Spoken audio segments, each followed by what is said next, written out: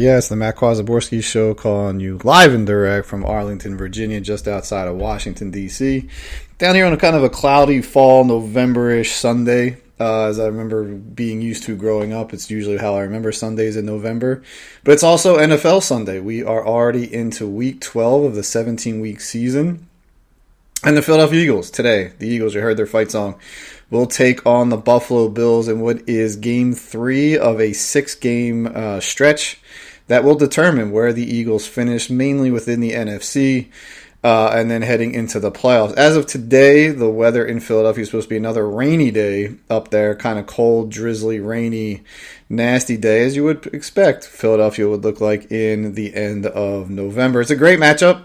With the Eagles taking on the last of the AFC East teams. They have played the Patriots in Week 1, beat them, lost to the New York Jets, their only loss of the season, and handled the Miami Dolphins on a Sunday night. And then the Bills will round out the schedule. And I think it'll be one of the better matchups of the week. It is a 4:25 start, which means it's a national game. And, looking into this game, the Bills have a lot more on the line. They're at 6-5. They replaced their offensive coordinator with from Ken Dorsey, who was wound very, very tightly as a coach. You could often see him slamming and throwing his playbooks and, throwing the service tablets or whatever when things didn't go so well. And replaced with Joe Brady, who has ties back to LSU, was considered the next up-and-coming coach in all of college football, mainly because of the job he did with Joe Burrow. When Joe Burrow was in his last year at LSU, had one of probably the greatest season a college team and a quarterback has ever had. Joe Brady has parlayed that into coaching stints with the Carolina Panthers and now with the Buffalo Bills, where he's the offensive coordinator. And the Bills had a great week against a very tough New York Jets defense, putting up 32 points. Josh Allen looked a lot more relaxed back there. He was hitting his main targets, and it looked like the Bills just had a release from a coach who just seemed wound very, very tight. And when that tends to happen, when coaches are that wound that tight, they tends to parlay into the players, to where the players are just afraid to make mistakes and not playing loose.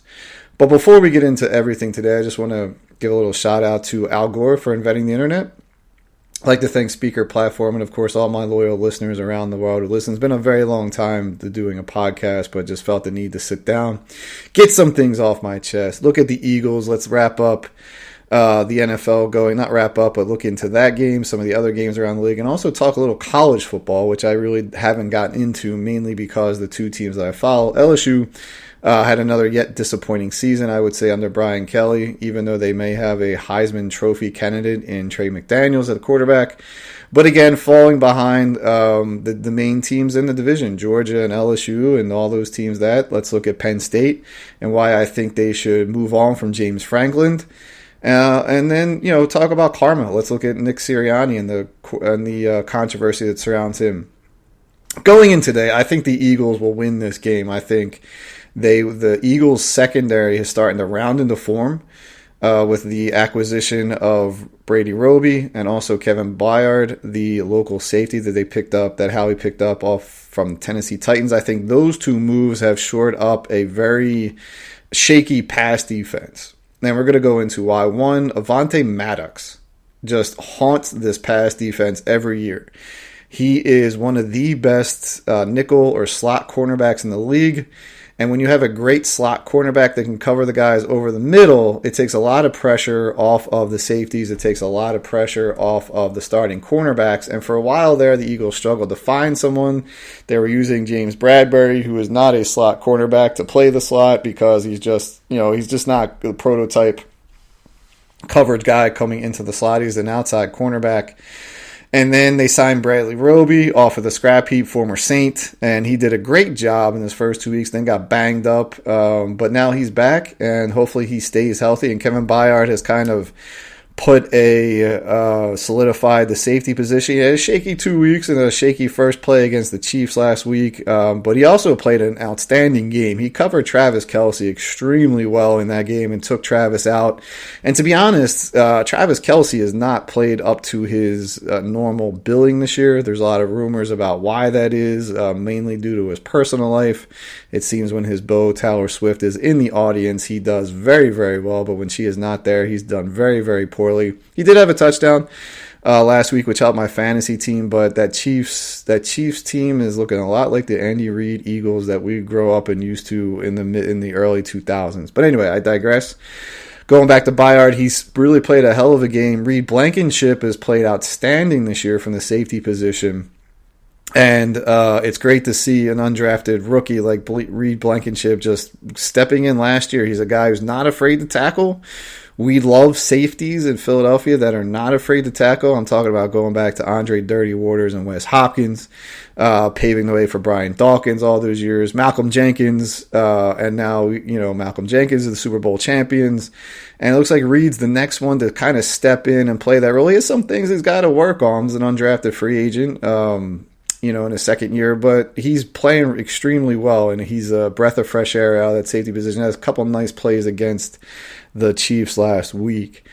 Going into the game, there is some injury news that's not good for the Eagles. Lane Johnson has been downgraded to questionable with a groin injury, which does not bode well against the Buffalo Bills defense, who, much like the Eagles, their strength on defense is the defensive line. The Bills are led by Ed Oliver, one of the better defensive tackles in the game. I'd say probably top 4 in the game.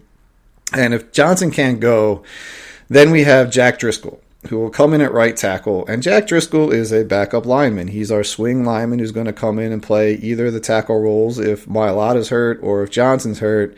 And he struggles in that role. First of all, he's replacing probably the best right tackle in the game and Hall of Famer. So you can't expect that level of play. But when he's thrust into a role, he just doesn't really do very well because, one, he hasn't practiced with the first team. He usually does better if he gets some reps with the first team.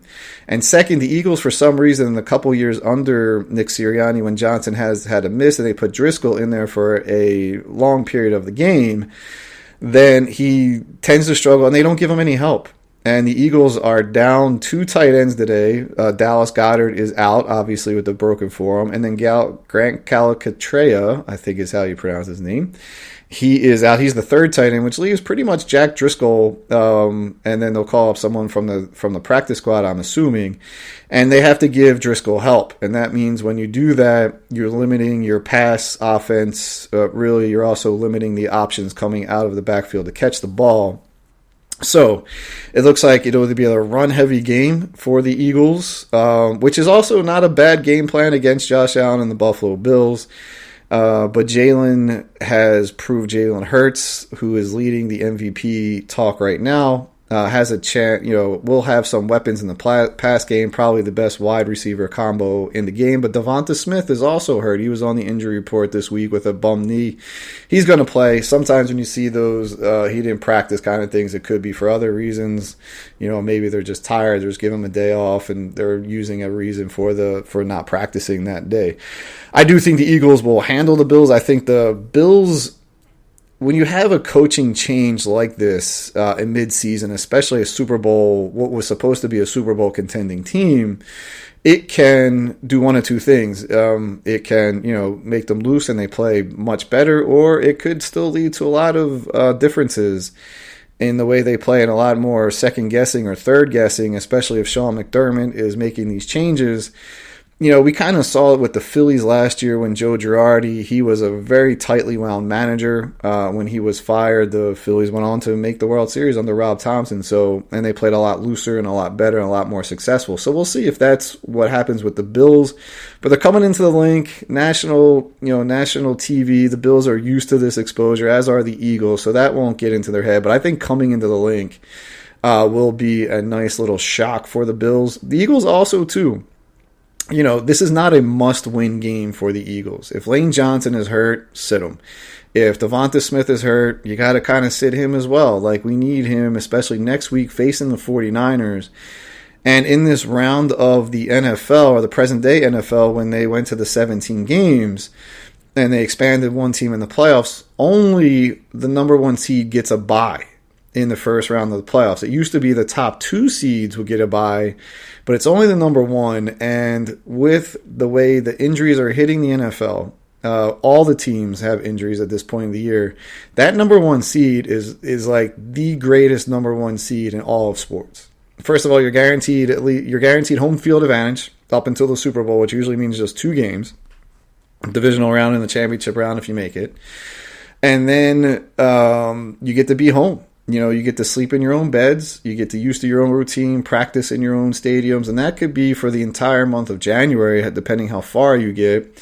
You get, if you're number one seed after the last game of the regular season, you get all the rest for at least a week. And like I said, and you're in your home environment all the way up until the Super Bowl if you make it that far. So this is very, very important. A loss today, yes, it weakens the Eagles and it gives merit to the 49ers and the Cowboys, of course, but it's not going to be the end of the number one seed chances, and I think next week is a must-win against the 49ers at home and Brock Purdy. We'll talk about that next week, but I think that game is the more must-win game for the Eagles than the Bills today. My philosophy with the NFL is that win your division games, win your conference games, then worry about the rest. And this is an out-of-conference game. Yes, head-to-head matchups matter when it comes to tiebreakers. I don't think the Eagles will be tying anyone for the seed. And I'm not conceding this game. I'm just saying, hey, let's play this game a little bit more cautionary when it comes to the injuries. We need Lane Johnson next week. The 49ers defensive line, especially with the addition of, they picked up Javon Hargrave from the Eagles. We know that. But they also picked up Chase Young. And now Chase Young's playing with no pressure at all. He's coming in as a kind of like it reminds me in baseball when you pick up that relief pitcher down the stretch who's going to be a free agent. If he helps you get to the Super Bowl, the World Series, fine. And you win it, that's fine. If he doesn't, hey, you can always let him walk at the end of the year. And I think that's a very interesting pickup for the 49ers there. So that game next week is going to be a battle of titans. And if the Eagles need to preserve and be cautious with the injuries this week, I have no problems with that. If they're not going to be, I do see the Eagles winning this game. I think, whether they win it, put it all together today, I don't matter. This whole controversy of they haven't put together a tough game. They haven't put together a full game this year, but they're 9-1. And then you see the national pundits are like, yeah, but wait until they do put that together, that perfect game. And that's true, and that could be coming. I don't think it'll be today. 1, because of the weather, and 2, because I think they're going to be cautioned on the injury fronts.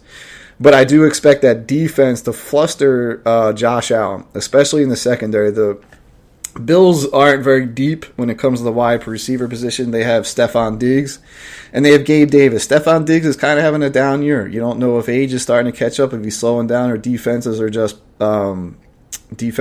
able to take him out of the game a little bit more. Gabe Davis hasn't played all that well. They do have Dalton Kincaid at the tight end, the rookie out there, and Dawson Knox, who's a great tight end. I don't know if Knox is playing today or not. I didn't see him on the injury report. But you don't have much behind those guys. And the running game for the Bills has always been a mystery to me. They put running backs back there that should be running the ball, but they never really seem to have those breakout games. Like the Eagles plug and play running backs, I feel like every year, and they're very successful. DeAndre Swift is just the latest example of that. I think you go back to Jay Ajayi with the Super Bowl champion Eagles. He's another reason by that. Boston Scott, when he gets chances to run the ball, he's effective for the majority of the time, especially when he's playing the New York Giants. And you put Gainwell's had his moments, but I'm still not a Kenny Gainwell fan. Anyway, point being is that Buffalo has I think Dalvin Cook's brother, I think it's James Cook. When you think about 2 running backs and who's having the better year is obviously James Cook because he's getting the carries, where Dalvin Cook has not really done much up in New York with the Jets. No one on the Jets has really done anything offensively up there. But anyway, what I want to say is that Home field advantage, I think, will help the Eagles. Both teams will be used to playing in this weather, these conditions. Both quarterbacks are used to it. And I just see Jalen making a little bit more plays. I think Josh Allen sometimes tends to rush the ball. I think he gets flushed out of the pocket quicker than most quarterbacks do. And when I went into this year, I said there's a couple of players that can tilt the balance of the NFL, and Josh Allen was one of them. He hasn't really played up to the standards and the abilities this year. Maybe the change of the offensive coordinator will help. He's still a huge weapon. He's still, an MVP candidate most years, but this year he has not been. And especially what I thought he could. I thought the Bills were going to take control of this division. They haven't. The Dolphins have. And right now, the Buffalo Bills are a little bit more desperate team. They're 6-5 right now, and they're on the outside looking in the playoff picture in a very crowded wild card in the AFC. Most of the AFC North is in the conversation for the wild card. Baltimore is leading the division as usual. You have Kansas City and Miami's doing really well. You also have a battle today against the Jags and the Titans that are happening right now in Houston, pretty much for first place. And that's kind of crazy when you would have thought, looking at Week 12, a Jags versus Titans matchup, you thought the Jags may have had the division sewn up by now. But shout out to DeMeco Ryans getting those Texans to play, and the CJ Stroud. It looks like Ohio State has finally produced an NFL caliber quarterback. It's a Matt Kwazaborski show. So yeah, I think the Eagles will win. I think the Eagles' defensive line is going to get the better of the Bills' defensive line. They're going to fluster Josh Allen. He's going to make a few mistakes. I think he gets 3 interceptions today. As I said, I think the guys that I mentioned, Blankenship, Byard, and Roby could all be in line for picks today because Josh Allen does turn it over. Jalen's also turned it over a little bit.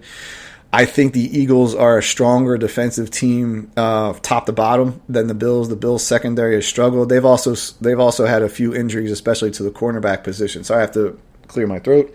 Got the dry heat on in here, so my voice is a little scratchy today. But it's good to be back on the microphone, even if no one really listens to me on this podcast. So the craziest controversy, besides a 9-1 Philadelphia Eagles team, a team that has not put together, a full game yet, and, they're not playing, they're going to get beat, it's going to catch up to them. They go into Kansas City on a Monday night, down 17-7 at halftime, come back and win. And I give a lot of credit to Sean Asai, the defensive coordinator, who he's able to make these adjustments at halftime. We've seen it before. They beat a Cowboys team. I know it was 28-23. They beat a Dolphins team pretty handedly. But you can't do any, and I think the other reasons is that people say, oh, they struggled against the Patriots, they struggled against the Commanders, but they still won. So the head coach, Nick Sirianni, has become the focal point of this team in terms of the national and local controversies. This is Philadelphia. We have to bitch about something and complain about something. The head coach is usually the target of it, but Nick has sort of escaped that up until now. And the reason being is that no one really knows what Nick Sirianni's doing as a head coach. Usually when the head coaches come in, they're either offensive geniuses or defensive geniuses, and they usually call that side of the field, right, of their playbook. And I'll go all the way back to Andy Reid. Andy Reid came in, and when he started having success and got into the national spotlight, a lot of the shortcomings of Andy Reid started popping up. He's not very good at clock management. That was his main thing. He's not getting the plays off in time. They're using timeouts when they shouldn't be using them. So there was all that. Should Reid give up play calling? Should Reid just concentrate on the offense? Should Reid take back the play calling? Because Morningweg is struggling. You had those controversies. Then you have Chip Kelly coming in here, and his controversy was that he was just an asshole. Turns out he was a big asshole behind the scenes to his players, especially. He had no idea how to coach in the NFL, and that happens with college coaches. He came in, had a great first 2 years. It was a lot of fun and exciting to watch. That third year was not. And then you go to Dougie P. Well, Dougie P's an Andy Reid kind of disciple, and you get the things there. Should Dougie P give up play calling and all? More of the controversy was with the quarterback position. And then they hire Nick Sirianni out of nowhere. No one had heard of Nick Sirianni outside of NFL circles besides his family. And it's his offense, but he lets his offensive coordinators call the plays. And Shane Steichen, to me, will be always one of my favorite coaches. I think the way he handled the offensive coordinator position was one of the best I've ever seen last year. I can't recall a game besides the Chicago game and maybe a Giants game here and there where I thought he had a bad game play calling. And even though they won against Chicago last year, Jalen got hurt and they didn't adjust and I thought one of the reasons they didn't is they didn't adjust the play calling to be because of the weather. But it was the greatest move. Brian Johnson comes in. There was a lot of controversy with him. He wasn't as aggressive, and now the thing is, Jalen Hurts was checking him off and called the play. That doesn't matter, Brian. The offense is clicking. They're scoring, close to 30, if not 30 points a game, close to it. And he's adjusted as well, Brian Johnson. I think he may be a little conservative in the red zone, but that's okay. They're winning the games. They're winning the games. But Nick Sirianni has a reputation of being a bit of a hothead on the sidelines. I have no problem with that. He wants to be fiery, he wants to be yelling at the refs all the time. That's what coaches are supposed to do. They're supposed to yell at the refs, start not being happy. And he's a little bit more animated than you're used to seeing head coaches be when it's outside of being upset with the refs. It's working. I have no problem with that. Their record under Nick Sirianni is incredible, especially the last 2 years. And he makes the Super Bowl in his second year. No problem with that. But the controversy last week stems from stepping off the field in Kansas City. And he was like, saying F you to the Kansas City fans. Take that. We won the game. And I don't have a problem with him bantering with the fans. But what I have a problem with is what he said for this reason only. Karma. Karma comes back and bites you in the ass. It really does. And we only have to go back as Philadelphia sports fans to last month in baseball, in the Phillies, playing the Arizona Diamondbacks, the number 6 seed, being up 2-0 after blowing them out 10-0 at home in Philadelphia, heading into Arizona for the 3 games. And rightfully so, at the last podcast, Phillies got cocky. The whole team did. The manager probably did. The coaches, the front of the fans, the radio. So we're all cocky. We're going to go into Arizona. This will be over. Not blah, blah, blah, blah, blah. But our backup catcher, Garrett Stubbs, everyone loves him. Everyone loves Stubbsy. He's kind of an athletic anomaly to me, how he's a 5'9" backup catcher who weighs about $165, and productive backup catcher at that. Says, basically, and remember, in Arizona, in their stadium, they have a hot tub or a pool out in the right field section. And Stubbs said something to the effect, can't wait to go to Arizona. When we clinch this thing, we're going to have the biggest pool party you've ever seen. Bulletin board material. What happened? Karma. Karma is what happened. The Phillies go in, up 2-0, proceed to lose 4 out of the next 5 to the 6-seeded Arizona Diamondbacks. And I'm not trying to take anything away from Arizona.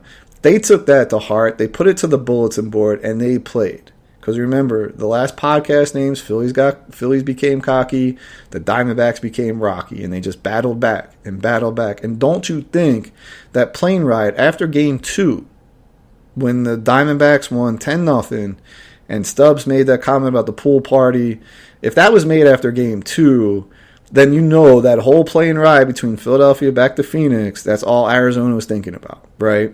Or whenever that comment was made, that was being put on the bulletin board.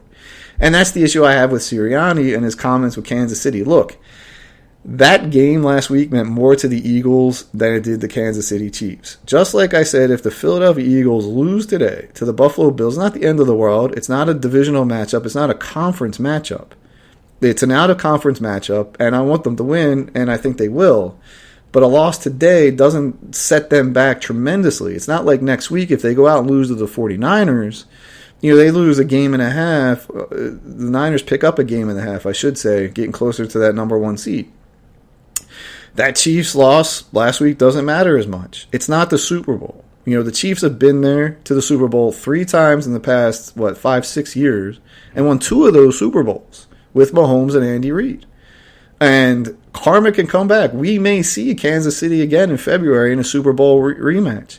And don't you think that Reid and that locker room and those Kansas City fans, if that is indeed the matchup, are going to say, you're going to keep Sirianni's word and hold him to the fire to that. And that's karma. And that's what I don't like about those words. Look, I'm not criticizing his style, his personality, his fire or anything. But I'm just saying, don't give the other team some bulletin board material. My buddy John, who's sometimes on the podcast, used to be a lot. This year has been a little up and down for both of us. He would say, let's get a ring and then you can talk, right? And that's the whole point of it, right? Let's get that ring. Yeah, you got there. Just like Bryce Harper. He got to the World Series with the Phillies, couldn't win it, didn't win it.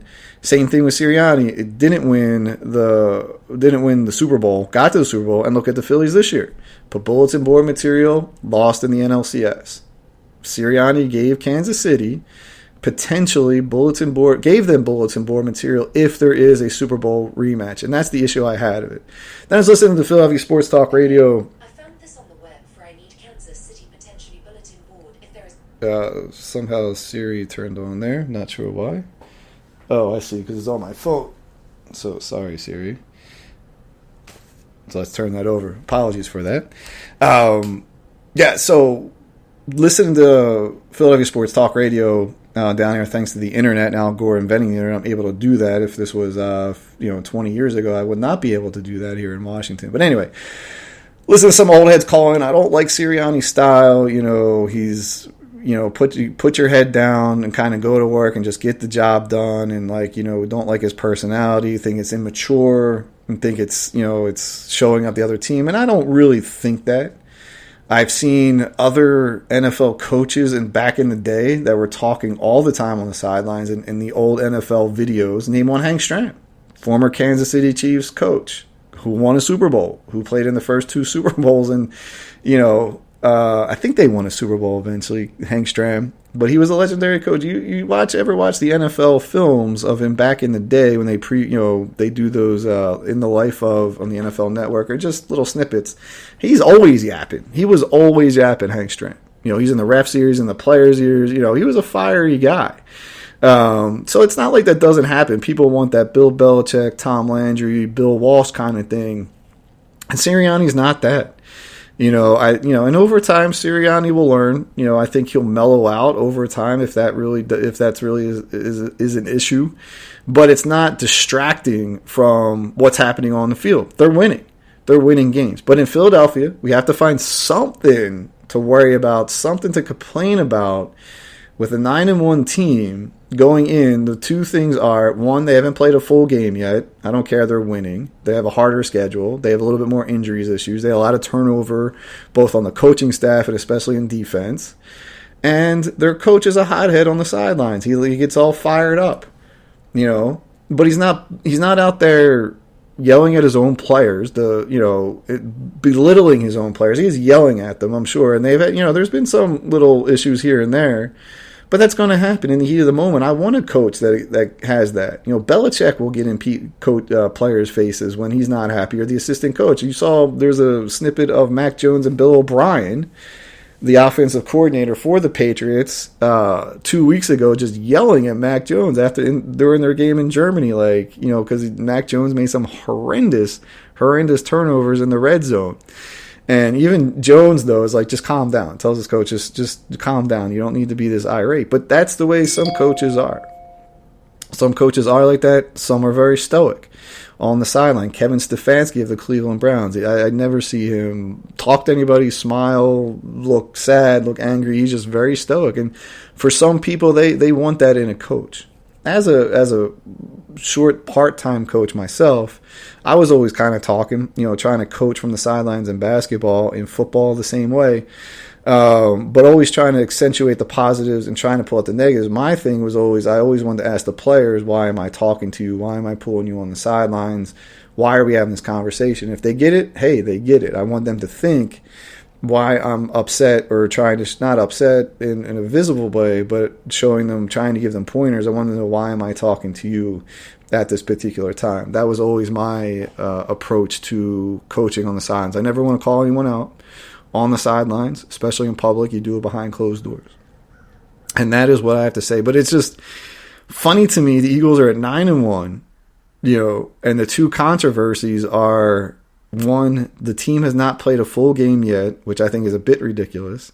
And the coach is a hothead on the sideline. I think it's hilarious. Those are the only two things we have to talk about. If they lose today, or if they play someone and someone gets really hurt, then there's a little bit more controversy going into next week's San Francisco matchup. I think it's going to be a great matchup with the 49ers heading into it. The Niners beat Seattle pretty handedly in Seattle on Thanksgiving night. They played the Thursday night game. Dallas destroyed Washington 45-10 in the 4 o'clock game. And Green Bay helped the Eagles out by beating Detroit. Detroit, watching that game, was very overly aggressive, and it just kind of backfired. And sometimes that happens when teams are aggressive or they're conservative. And I think Washington was the more conservative team, and going to Detroit, sometimes it works out, sometimes it doesn't. And it just did not work out for Detroit. Jordan Love was the second person I think that could change the balance in the NFL this year. He came out on national stage on Thanksgiving in Detroit on the road, played his best game ever as a pro. And good for him, because I want to see, it's good for the NFL when Green Bay is successful. Everyone talks about it's always good for baseball when the Yankees are successful. Well, it's good for the NFL when the Green Bay Packers, the original franchise, is successful. And I hope Jordan Love is able to be successful with the Green Bay. He struggled this year. He's up and down, but that's to be expected. But he has a chance to really keep that balance. And they have an outside shot, Green Bay. Either to make it very difficult they're making it difficult for the Lions to win the division. They can make it difficult for the Vikings to get in the playoffs, and they could help themselves. So we'll see going down the line there. The other person was Russell Wilson. I said he has a chance to change the competitive balance, and he's starting to get his feet under him finally in Denver with Sean Payton, and they're winning some games, and they're pretty much telling Russ, don't lose the game for us. Go out and be a little bit I don't think they're telling him to be a manager. It's the last thing someone like Russell Wilson wants to hear. But don't turn the ball over. And the defense is starting to play very, very well. If you're a follower of the NFL trade deadline, there was rumors that everyone on the Broncos was available to be traded, especially on the defensive side of the ball. But then the defense is starting to play really well.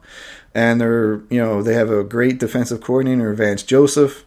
And he could do a lot of good things with that defense, and Russ just doesn't have to lose the game, and he has some good quality players at the skill positions. So they're starting to make a little bit of noise. So my predictions have gone kind of sideways at this point in time, but I still think those three players they're going to be very influential what happens in the NFL down the week. The other games, looking at today, like I said, Jacksonville is playing Houston in Houston. That is a matchup of a very hot, young, talented team in Houston. The Texans under new coach DeMeco Ryans playing much like Jacksonville did last year, but Jacksonville's 7-3.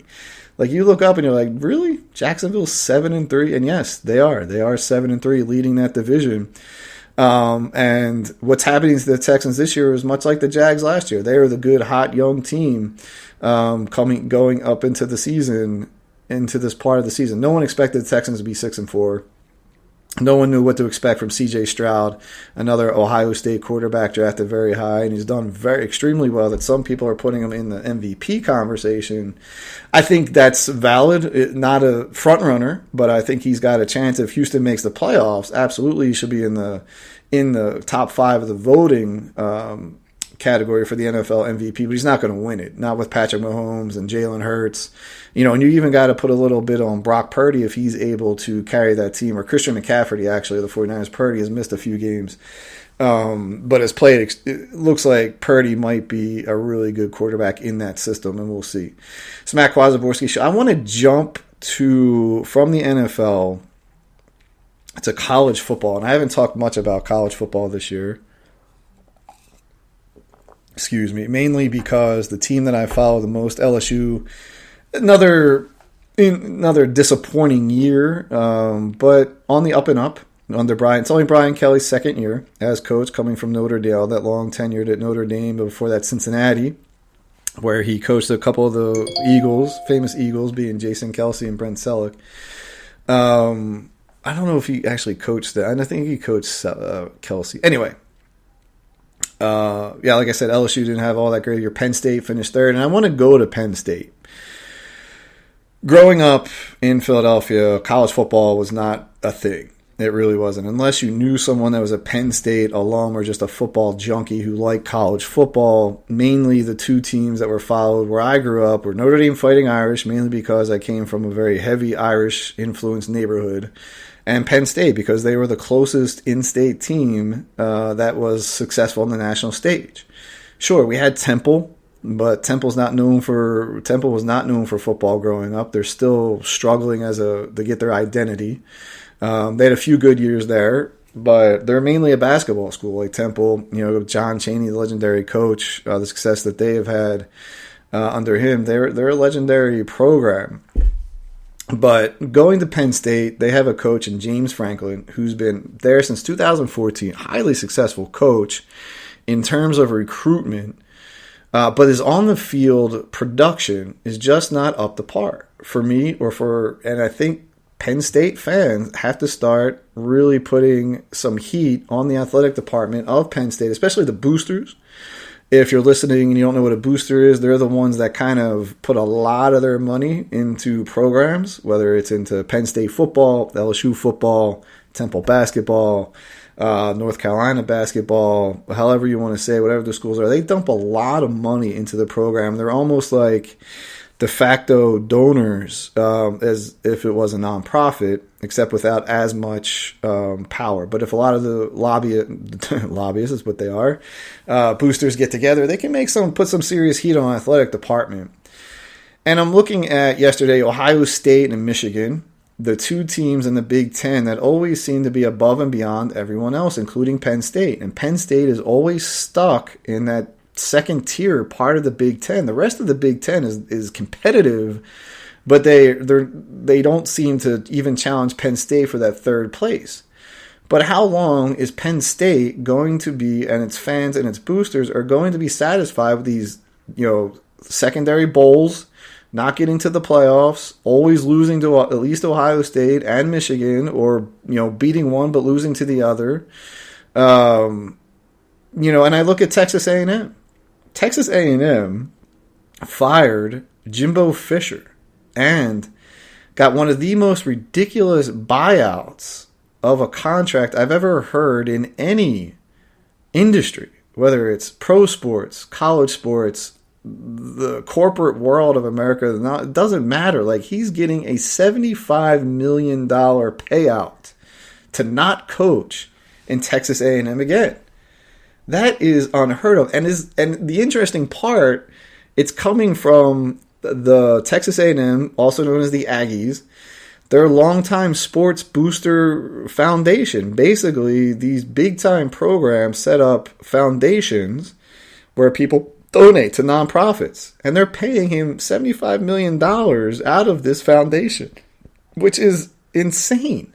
It's insane. $75 million going to one person, not to improve the facilities, not to give student athletes any sort of financial aid. This $75 million is going to Jimbo Fisher, who, by the way, has been there only since 2017 or 18, I think it was 18, to go away. Now, Jimbo Fisher made his coaching, he ran up the coaching ranks. He's most famous for coaching at LSU, the offensive coordinator for the LSU Tigers, who won a national championship under Nick Saban, the longtime Alabama coach. Then he goes to Florida State, wins the national championship.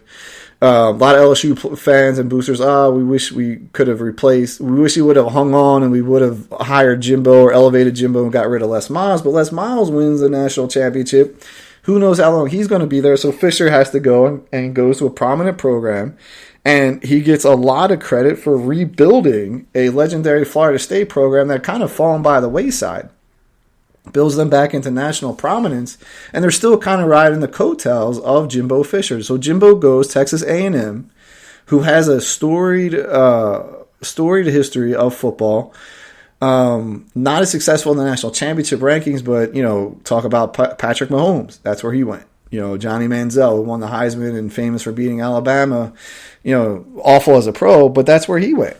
They went to Texas A&M, and Jimbo Fisher goes to Texas A&M, has only one good year, and that was during the pandemic. I think they were 9-1. I was reading the statistics today. This year, the last 2 years, he's been horrible. Unfortunately, he beat LSU in his last game in 2022. but he's not produced on the field, yet he's producing in the recruiting. Their recruiting rankings have been in the top 5, top 10, top 5 under Jimbo Fisher. I mean, there's kids from inner city Philadelphia who are going to Texas A&M to play football. Like, how is that happening? You know, and all it's like, why would you, the fact that these guys are going from inner city, Philadelphia, and I went to inner city public school to like an agrarian school in the middle of nowhere of Texas is kind of crazy to me. But they're going there because of the recruiting prowess of Jimbo Fisher and his staff. And now the Texas A&M Aggies have gotten rid of Jimbo Fisher. And I was reading the article today about why apparently there's no structure. They said Jimbo's lost his fastball, which is a famous cliche for Major League Baseball pitchers who lost their fastball, and that was their number one strikeout pitch, and they just lose velocity. They had no direction. Apparently, there was no discipline going on at Texas A&M, or very little of it, and it just wasn't up to snuff. Now, much like Penn State, Texas A&M plays in, the Big 12 or whatever it will be of it, and you're playing Texas. That's your main rival. Like Michigan, Ohio State, when Penn State plays Ohio State, that's their main rival, as is Michigan. But, in the Big 12, you got Oklahoma State, Texas A&M, Texas, like they're pretty huge rivalries, and sometimes you're only measured at how you do against those interstate teams or those big rivals. And Jimbo Fisher, with all of the talent, has not produced, doesn't look like he's going to produce. And sometimes when you see players with that much talent on a team not win games, it goes to the coaching, especially on the college, in any sports, but especially in the college level, because the talent oftentimes wins over than the skill in college football. And that does not happen in the NFL. In the NFL, everyone is talented. It's the skill that wins over the guys who pay attention to detail or come up big in the moments or are coachable, who are going to go out and they're buying in. Those are the times in the NFL. Those are the more successful players. I mean, how many times have we seen successful college players go to the NFL and flunk out? Do not do well because they're not focused. Could be they're not focused. They're not disciplined. The off the field, all the money gets to them. But in college, if you have the talent, 8 times out of 10, you're going to come out on top. And Texas A&M, for all the talent they have to keep finishing 5-7, they pulled the plug on Jimbo Fisher and are paying him $75 million to go away. And I'd turn that to Penn State. Penn State under James Franklin, 34 NFL players have played for James Franklin. Notably Saquon Barkley, Miles Sanders, Micah Parsons, probably the biggest name out there who's played for him. But the guys like Allen Robinson, Mike Gesicki, these are names that people know. The Ravens took a defensive lineman named Adebayo Odoye in the first round of the draft. I don't know what he's doing, mainly because I don't follow the Ravens football. But the fact that that shows you that Franklin's recruiting talent. He's able to keep the talent, develop it, and pass it on to the NFL. But in college, he's not winning the big games. And if Texas A&M is ready to got rid of Jimbo Fisher after only 6 seasons, Franklin's coached his 10th season. He can't get into the college playoffs. He can't get that top 8 team because he cannot beat Ohio State or Michigan. He's had some victories over the years, but not enough to portray him. Or he'll lose the game he shouldn't the year that he beats Ohio State or he beats Michigan. He might lose to a Michigan State or an Indiana gives him trouble or an Iowa. And that's the issue. He, as a recruiter, he's great. I think he's a great talent developer. But in the games, he's just very conservative as a coach, and it's not working. And he's paid to get results on the field.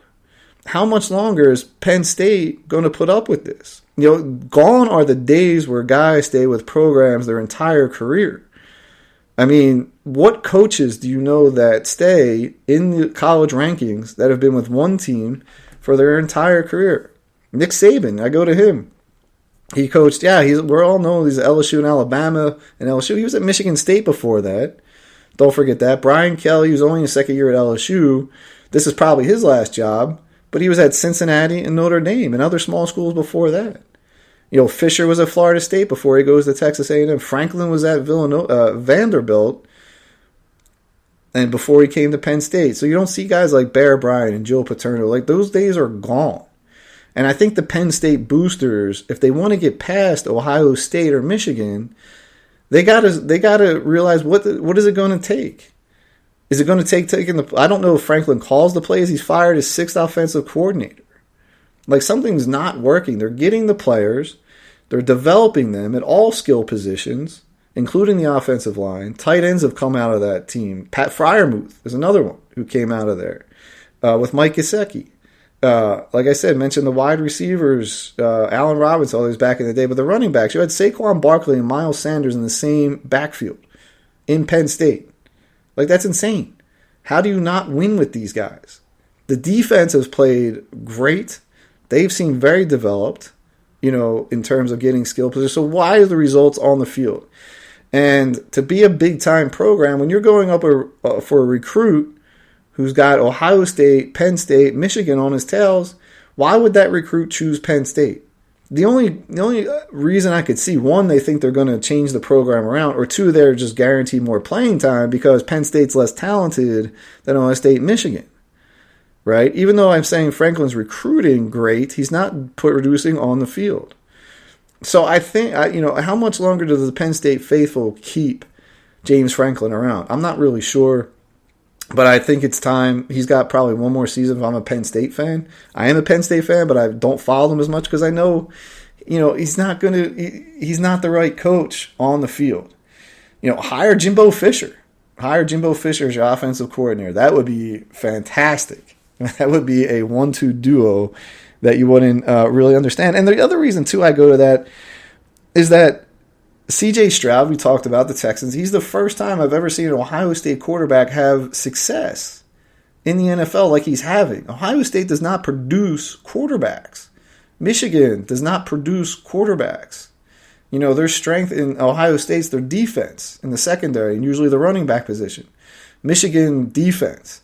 Penn State has a great defense. They have a good offensive system, but they just cannot seem to produce. And I think Penn State boosters, supporters, have to start banging the drums. Like, Franklin, you got one more year. If not, they don't fire him now to change this thing around and go after an Ohio State, defensive coach, the Michigan coach.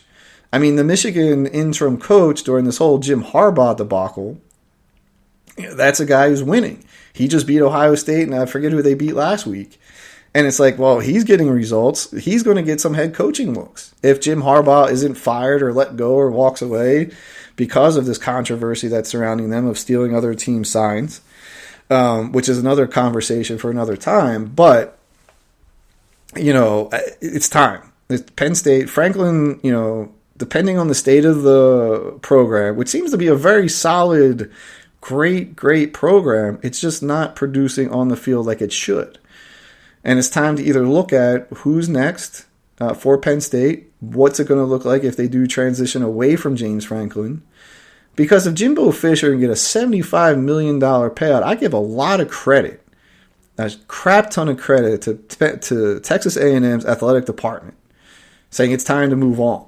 But I mean, who in the world would ever sign off and say, yeah, let's just pay the CEO or the head coach of football or the vice president $75 million just to go away because the results aren't there? And I give a lot of credit to that Texas A&M athletic department. I really do.